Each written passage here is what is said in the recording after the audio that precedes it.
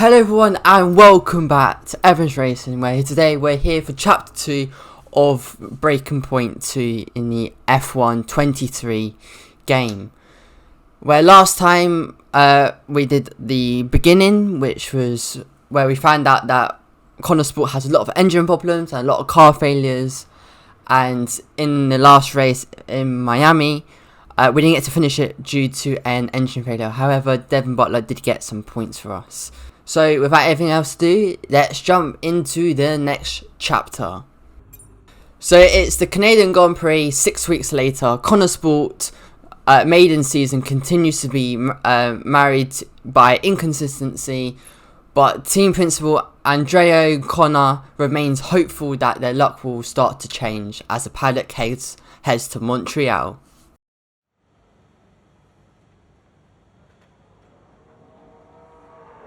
So as you can see, so not only are we the driver of Aiden Jackson, we are also the boss of Andrea Connor.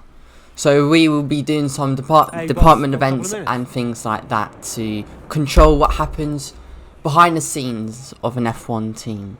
With this being the home circuit, Lance Stroll and Latifi have all been all over the local media this weekend. One particular outlet appeared bent on using our recent struggles to pump up the expectations of the home drivers. They indicated that Konnersport were easy folder for the Canadian pair and that our drivers shouldn't put up much competition.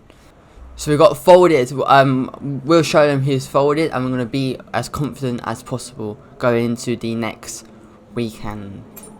Devon Butler was on a popular streamer's channel earlier this week and promised a behind-the-scenes tour of our factory for next Thursday. This clashes with our scheduled team building event for the engineers back at the factory. Normally, I would say we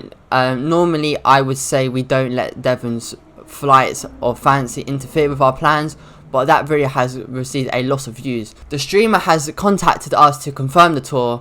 What course of action should we take?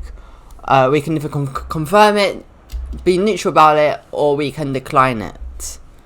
But we're going to be neutral about it, and we're going to cancel the team building and let the tour go ahead. But Devon Butler is getting in front of that camera and leading the tour. He promised he delivers. Is what we're going to choose.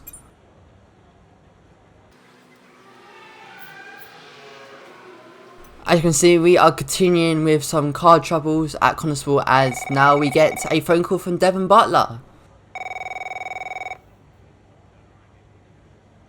Andrea, just going over those last-minute strategy changes you sent over. Okay. Yeah, I just want to make it clear, whatever happens out there today, I get pit priority, yeah? Well, we'll see how the race develops. If you need priority, you'll get it. But I can't go into the race with that on the table. Look. We all know Jackson's not pulling his weight.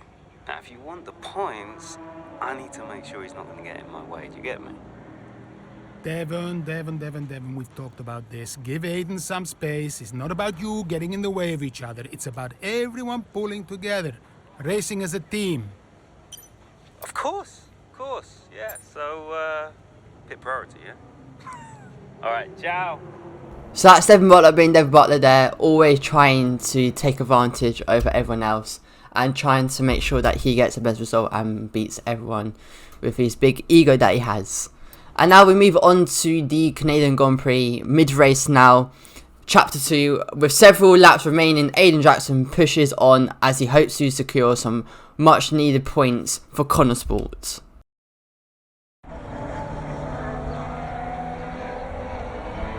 Into turn 2 we go now. Butler comes out of the pit lane. Jackson is right there with him. This is dicey, Ant. Neither one of these two wants to give way.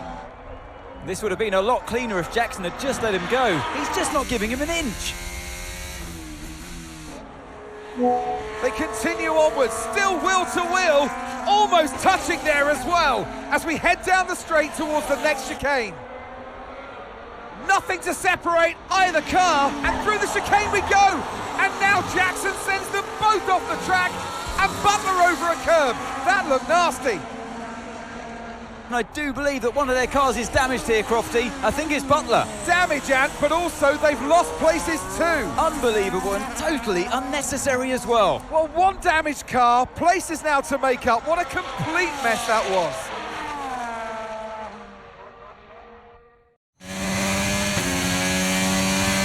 What was that? Where did he even think it was going to go? Okay, calm yourself down. We'll look at it in the debrief later, but right now I want you to go and get those places back. Come on, let's go. So as you saw from the cutscene, that was very messy between the two Konnersport drivers of Aiden Jackson and Devon Butler, as they did make contact through turn 10, I think that was turn 10 and 11, I could be wrong though, with Aiden Jackson locking up. I think that was going straight into Devon Butler, and now Devon Butler has got damage and we've moved down into 17th place, and now we are chasing down Mick Schumacher in 16th, and our objective is to get up to reclaim 13th place, and if we can do the bonus, which was to finish ahead of Lance Stroll and Latifi. As now we get DRS on Schumacher, come up to where we made contact. We don't make contact with Schumacher this time, and we stay behind him for now, as we almost lose the rear end on the exit there, knocking our brake bias down to 61 now, going for a massive dive bomb into the hairpin now, down into 3rd gear, getting that rotation, full throttle on the exit, up into 5th gear now, and we've got the move done on Mick Schumacher, and now we've got DRS on Latifi, and now we're right behind Latifi now on lap 13 now, as we got ERS, and can we make a dive bomb into this corner? Yes we can, as we go for a nice tight line and we make the move on Latifi, and that is one bonus objective done and out of the way with, if we can keep Latifi behind us, which we should do. Now coming in here, missing the apex there and using a little bit of curve there, almost losing the rear end again in the same corner. And now we move on to lap 14 now, where we're coming up into the hairpin, we make another dive bomb. No we don't, but we look down the inside of Esteban Ocon. We're going to hold off and we're going to make the move on the back straight using the DRS and ERS now. Off we go, and it's a nice easy move up into P14, one more place, and we've completed the objective if we can maintain that. Now coming into the last couple of corners, as we do cut the corner there, but FIA did not see anything, so we carry on. Now chasing down Alex Albon, who's 1 second in front of us, using all the curb on the inside here, keeping a nice tight line here, going up into 4th gear. And now look, Charles Leclerc is out of the race, out of the Canadian Grand Prix with an engine failure, I believe so. And now we make a move down the inside of Alex Albon, a nice easy move before the yellow flag zone, so it is a illegal overtake, as Leclerc is right there, so there will be no safety car as he's pulled up in a nice safe spot. And now moving on to lap 16 now, where we are chasing down Zhou Guanyu in P11. Still no sign of Lance Stroll at the moment, so we believe he is in P9 as we make a dive bomb on Zhou Guanyu in the hairpin once again. This is looking like the best overtaking spot off the track. And now we've got DRS on Lando Norris, so can we make a move on Lando Norris as well as Zhou Guanyu, which we have already done.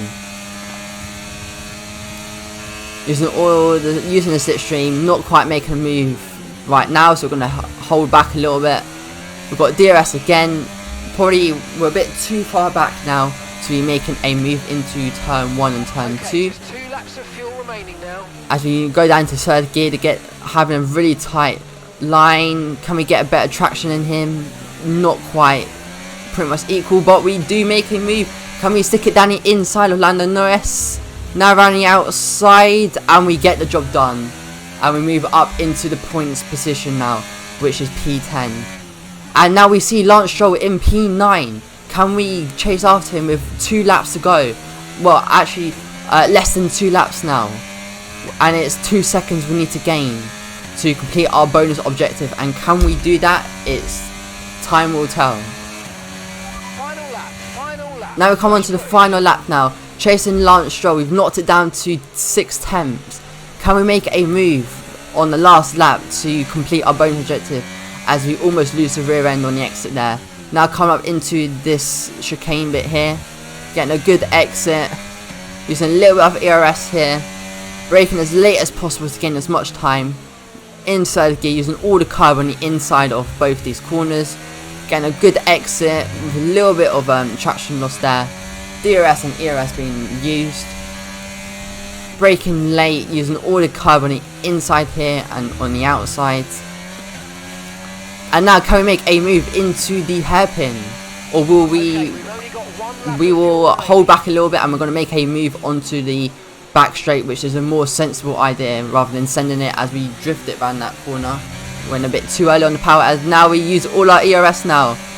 A drag race to the last corner, but we've made the move done and Carlos Sainz has won the Canadian Grand Prix. And we have secure P9 as we cut the corner here a little bit. FYI, did not see it. And now we come across the line in P9 for our first finish this season for Konnersport. And that's the end of the race. We'll see you in Parc Fermé.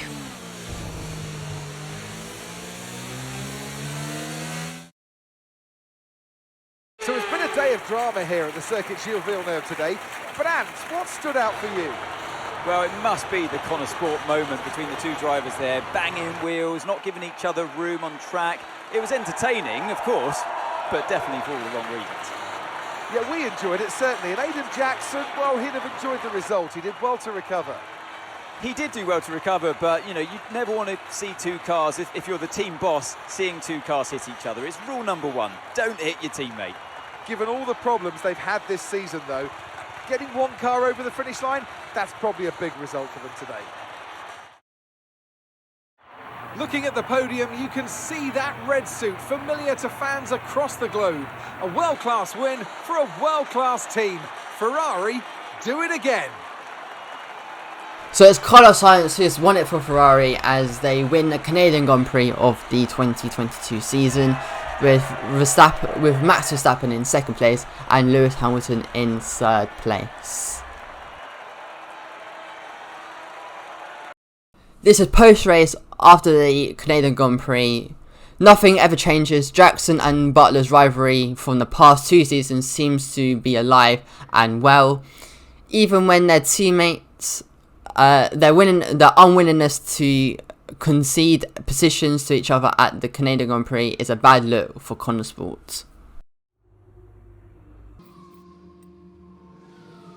As now we get a call from Andrea. Aiden, just a heads up, we're putting the debrief back by 30 minutes. Okay, thanks for letting me know. Listen, while I've got you on, what happened out there today? It wasn't my fault. Devon thinks he's the only one driving. I don't want to dwell on it too much at the meeting, but this is not how we run a team. You know this. Of course. It's just... No, I don't want to hear it. We have enough problems as it is. Whatever has gone on between you two in the past, I need you to put it to bed. Sure. I don't want to have to talk to you like this, Aiden, and I'll be saying the same to Devon. Come on now. Sure. See you at the debrief. So as we can see here from today's race, still a massive rivalry between Aiden Jackson and Devon Butler as they come out of the pit lane wheel to wheel and just not giving anyone any space on the track, which caused them to crash into turn 10 and turn 11 in that chicane bit. Obviously, colliding with your teammate is one of the number one rules in motorsport. No matter what it is, you should never collide with your teammate, and that rule has been broken. But moving on, we did manage to pull back a ninth P9, so we did get some points, our first points for this season as Aiden Jackson after collision, after making a big comeback. And we also completed our bonus objective, which was to beat Latifi and Lance Stroll, which we did. So that is it for today, guys. If you have enjoyed it, please do give it a like. Please do subscribe down below for more racing based content, and I will see you next week for chapter 3 of Breaking Point 2.